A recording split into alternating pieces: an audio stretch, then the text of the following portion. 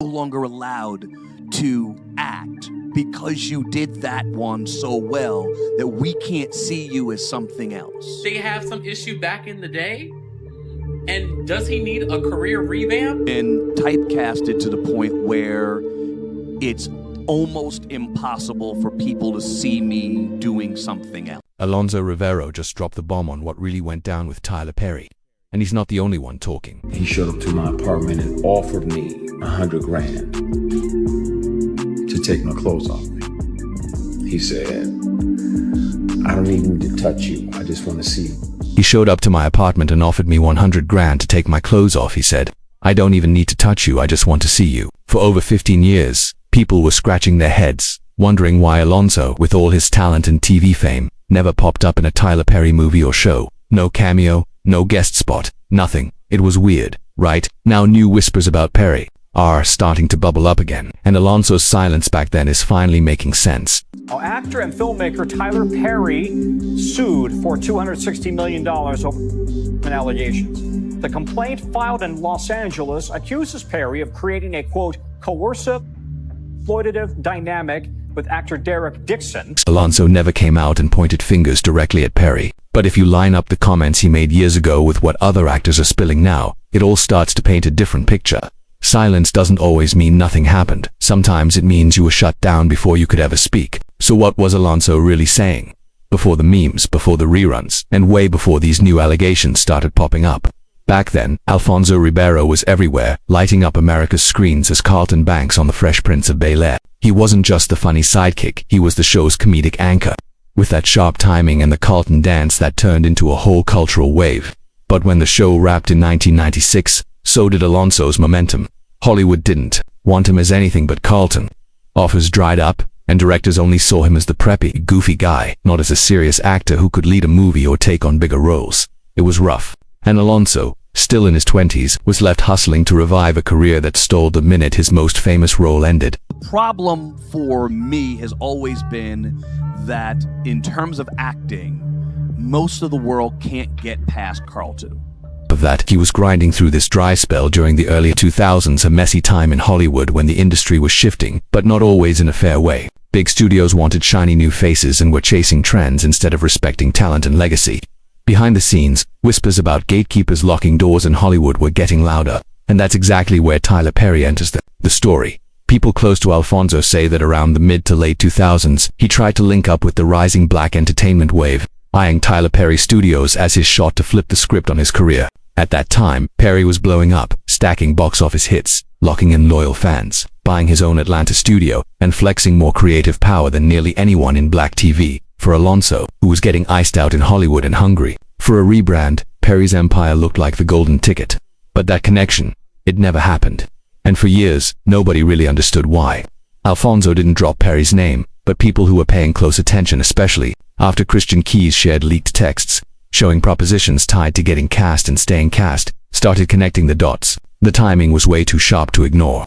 Alfonso had nothing left to gain by keeping quiet, and as more folks began to speak up about coercion, getting blackballed and shady power plays, Alfonso's old cryptic posts started looking like warnings. So what really went down between Alfonso and Perry? This time, Alfonso isn't holding back. By the late 2000s, Tyler Perry wasn't just another filmmaker, he was an institution. He had bet shows dominating screens, a multi-million-dollar studio built on old Confederate land, and a grip on black Hollywood that made him the gatekeeper for actors who felt shut out by the mainstream machine. But with all that power came questions, and the whispers turned into real conversations. Alfonso, who once ruled primetime TV, reportedly tried to step into Perry's circle during this time, looking to reinvent himself and land roles that would prove he was more than just Carlton. On paper, it looked like a perfect match. Perry was known for giving people second chances, and Alfonso was ready to work. But insiders claimed Perry's casting couch wasn't always about who had the most talent. Behind closed doors, it was a different game, and not everyone was willing to play it. In 2021, actor Christian Keys dropped a bomb when he publicly revealed he got propositioned inappropriately in exchange for roles. That he showed up to my apartment and offered me $100 grand to take my clothes off. He said, I don't even need to touch you, I just want to see you. Around this same time, people noticed Alfonso's social media vibe started to shift. His posts got sharper and his words turned cryptic, leaving fans guessing what was really going on. In one now-deleted post he wrote, "Sometimes the audition is just a setup. Be careful who's really watching." In another he said, "I didn't come this far to sell my dignity." He didn't name names, but after Christian Key's revelations, folks started wondering if Alfonso got approached in the same dirty way and chose to walk away instead. Tyler Perry's supporters argue that his success has turned him into an easy target. They claim actors, upset about being overlooked, are just looking for someone to blame, but others are pointing out an obvious pattern: multiple young, attractive male actors stepping forward with stories that sound way too similar, talking about being pressured or iced out after rejecting alleged advances tied to getting cast. These events occurred while Mr. Dixon was employed as a series regular on the Tyler Perry show, The Oval, while Mr. Perry held direct control over his employment, compensation, and creative opportunities. Piece of this toxic culture was happening at Perry's studio. It flips the whole narrative. And for someone like Alfonso, who spent years protecting his clean, family-friendly image, compromising his dignity for a role would have been a hard no. That could be why we never saw Alfonso popping up on a Tyler Perry show or grabbing a guest role, even though he was a household name from The Fresh Prince.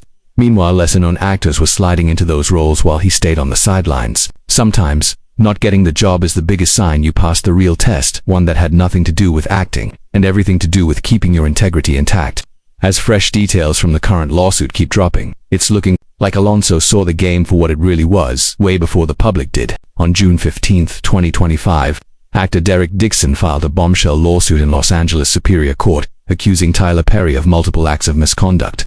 The lawsuit is demanding a jaw-dropping $260 million in damages and lays out a disturbing pattern of alleged behavior that stretches from 2019 to 2021, with fallout bleeding into 2024, in an industry already rocked by high-profile cases like Harvey Weinstein and Kevin Spacey.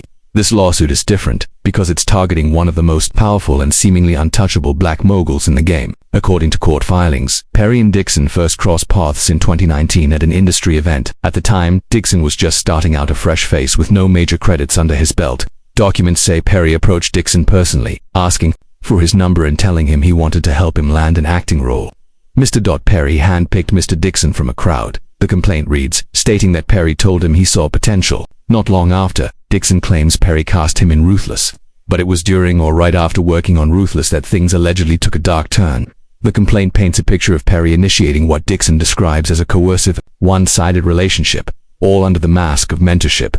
According to Dixon, when Ruthless wrapped, Perry invited him to his personal home in Atlanta. That night, Dixon says he ended up getting intoxicated. He asked if he could crash in a guest room, but what happened next was chilling. The lawsuit claims Mr. Perry followed Mr. Dixon into the guest room and began touching his thighs. Dixon says he rejected Perry's advances, but the unwanted interest didn't stop. Then he claims that while he was asleep, Perry climbed into bed with him and tried to initiate. Dixon says he tried to distance himself from Perry, but he was offered a role on Perry's show, The Oval. This was the first time Perry allegedly crossed physical boundaries, and he believes it set the stage for everything that followed. By the time Dixon landed a role in The Oval, Perry's high-profile bed drama, things allegedly escalated even further. Behind the glitz of studio lights, the red carpets, and all the promises of second chances, these allegations are pulling back the curtain on what might really be happening behind closed doors. Dixon landed the role of Dale on The Oval, but what happened behind the scenes is what's turning heads.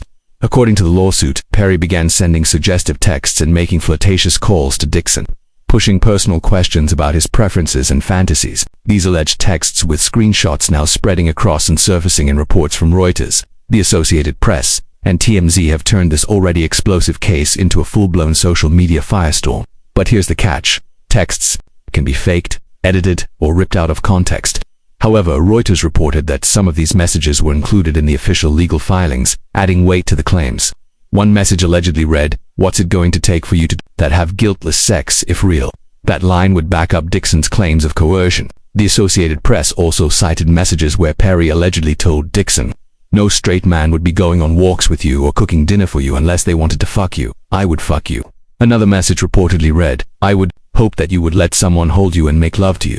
You are missing the best years of your life, my friend." TMZ published more screenshots circulating on X, including one that read, "I feel so good, but I don't like being horny. I feel sorry for the first person that flirts with me." These messages, while not independently verified, paint a picture of an escalating interest that was blurring every professional boundary. This is what he says that Perry told him. Dixon said that Perry told him, quote, that he liked being choked. That was after Dixon's character was choked by a cast member in a scene on the Oval. Perry also allegedly said, "Why do you twist your hips when you walk? How can I get a day of Dixon?"